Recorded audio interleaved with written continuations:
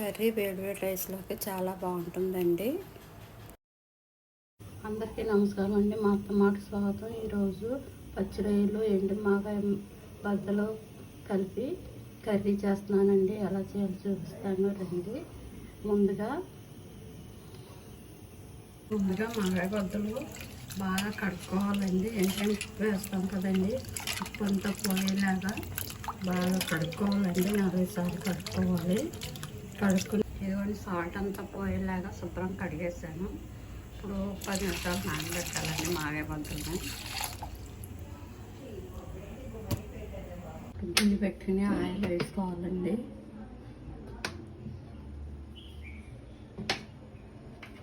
తర్వాత ఉల్లిపాయ ముక్కలు బాగా ఫ్రై చేసుకోవాలి. కరివేపాకు, కొంచెం అల్లం వెల్లుల్లిపాయ పేస్ట్ వేసుకోవాలండి. ఇది కూడా ఉల్లిపాయ ముక్కలు ఫ్రై చేసుకోవాలి. ఉల్లిపాయ ముక్కలు వేగిని ఇప్పుడు మామిడికాయ బద్దలు మాగాయ బద్దలు ఇందులో వేసుకోవాలండి. కొంచెం పసుపు,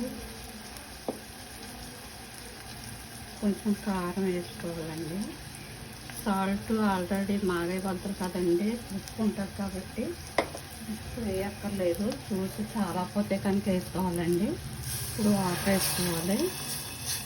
వాటర్ వేసుకుని మూత పెట్టి కాసేపు ఉడకనివ్వాలండి. ఇది పచ్చిరొయ్యలు ఉప్పు పసుపు వేసి ఆగిలి వేసుకోవాలండి. ఆగిలి వేసిన రొయ్యలు ఇందులో వేసి కాసేపు ఉడికించుకోవాలి. ఆల్రెడీ కొంచెం ఉడికినాయి కాబట్టి ఇందులో వేసి ఉడికించుకొని కొంచెం సాల్ట్ చూసుకుని టేస్ట్కి సరిపడా సాల్ట్ కొంచెం వేసుకోవాలి. మూత పెట్టి కాసేపు ఉడకనివ్వాలండి.